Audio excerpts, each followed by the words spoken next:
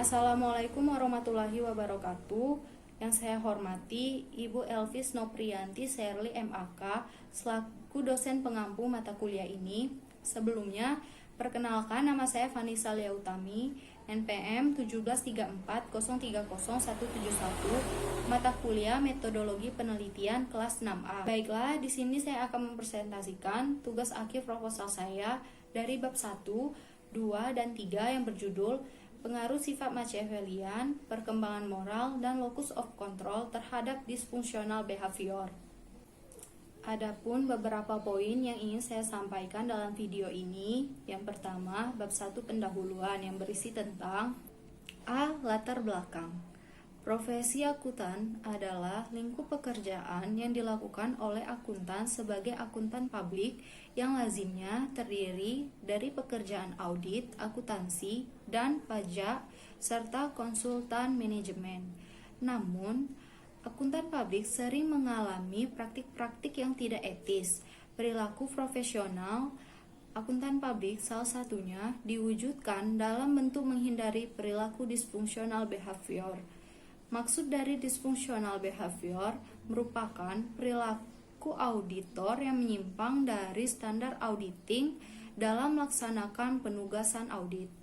Perilaku disfungsional biasanya dilakukan oleh seorang auditor antara lain melaporkan waktu audit dengan total waktu yang lebih pendek daripada waktu sebenarnya atau undercounting of audit time, dan menyelesaikan langkah-langkah audit terlalu dini tanpa melengkapi keseluruhan prosedur atau premature sign of audit steps without completion of the procedure.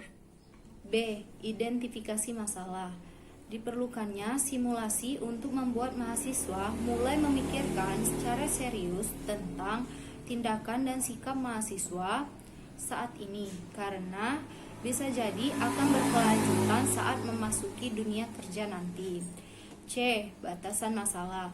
Supaya penelitian ini lebih terarah dan tidak menyimpang dari pokok permasalahan, maka penelitian ini dibatasi pada pengaruh sifat Machiavellian, perkembangan moral, dan locus of control terhadap dysfunctional behavior pada mahasiswa S1 Akuntansi Universitas Muhammadiyah Bengkulu. D. Rumusan masalah. Berdasarkan latar belakang masalah dan batasan masalah yang diuraikan, maka dapat diangkat beberapa permasalahan untuk penelitian, yaitu apakah sifat Machiavellian, perkembangan moral, dan locus of control secara bersama-sama atau simultan berpengaruh terhadap dysfunctional behavior. E. Tujuan penelitian. Untuk mengetahui pengaruh sifat Machiavellian, perkembangan moral, dan locus of control secara bersama-sama terhadap dysfunctional behavior. F. Manfaat penelitian.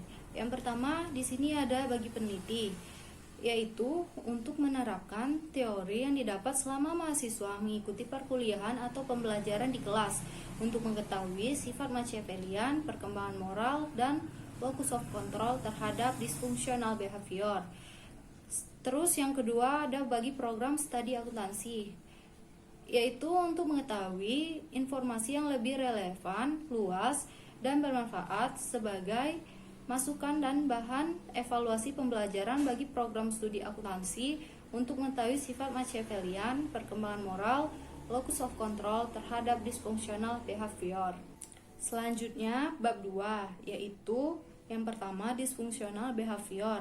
Perilaku ini adalah alat bagi auditor untuk memanipulasi proses audit dalam upaya untuk mencapai tujuan kinerja individual. Perilaku disfungsional ini menggambarkan kecenderungan perbuatan menyimpang dari yang semestinya dan dilakukan oleh seorang individu dalam melaksanakan tugasnya. Selanjutnya yang kedua, yaitu sifat Machiavellian. Menurut Christie dan Grace 1970 dalam penelitiannya mendeskripsikan kepribadian Machiavellian sebagai suatu kepribadian antisosial yang tidak memperhatikan moralitas konvensional dan mempunyai komiten ideologis yang rendah. Di sini seorang Machiavellian mempunyai kecenderungan untuk mementingkan kepentingan sendiri, memanipulatif dan agresif. Selanjutnya yang ketiga yaitu perkembangan moral. Perkembangan moral atau moral development berkaitan dengan aturan dan konvensi tentang apa yang seharusnya dilakukan oleh manusia dalam interaksinya dengan orang lain. Selanjutnya yang keempat yaitu locus of control. Locus of control adalah persepsi tentang kendali individu atau nasib, kepercayaan diri, dan kepercayaan individu atas keberhasilan diri. Yang kelima yaitu hasil penelitian yang relevan. Di sini terdapat 3 jurnal, yaitu yang pertama dari Lenggono dan Letemia 2019 yang berjudul Pengaruh Sifat Machiavellian, Perkembangan Moral, dan Locus of Control terhadap Dysfunctional Behavior.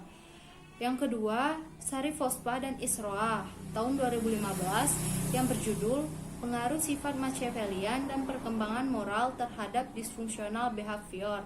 Yang ketiga, Widyawanti Feni 2017 yang berjudul Pengaruh Sifat Machiavellian dan Perkembangan Moral terhadap Dysfunctional Behavior dengan gender sebagai variabel moderasi. Selanjutnya yang keenam yaitu kerangka teoritik. Kerangka berpikir sesuai yang dijelaskan di latar belakang permasalahan yang ada, yaitu sifat Machiavellian, perkembangan moral, dan locus of control terhadap dysfunctional behavior. Selanjutnya yang ketujuh hipotesis. Sifat Machiavellian, perkembangan moral, dan locus of control berpengaruh terhadap dysfunctional behavior. Kemudian saya lanjutkan bab 3. Yang pertama ada tempat dan waktu penelitian. Penelitian ini dilakukan di Universitas Muhammadiyah Bengkulu untuk mahasiswa jurusan akuntansi yang memasuki semester 6. Penelitian ini dilaksanakan pada bulan Februari sampai dengan bulan Maret. Yang kedua, metode penelitian. Jenis penelitian ini adalah jenis penelitian kuantitatif dengan menyebarkan kuesioner penelitian online kepada mahasiswa jurusan akuntansi yang memasuki semester 6 di Universitas Muhammadiyah Bengkulu. Yang ketiga, populasi dan sampel. Populasi pada penelitian ini adalah mahasiswa jurusan akuntansi Fakultas Ekonomi Universitas Muhammadiyah Bengkulu yang terdaftar aktif pada semester 6 angkatan 2017. Sedangkan pengambilan sampelnya yaitu menggunakan purposive sampling. Yang keempat adalah teknik pengumpulan data. Teknik pengumpulan data yang digunakan adalah dengan menyebarkan kuesioner online.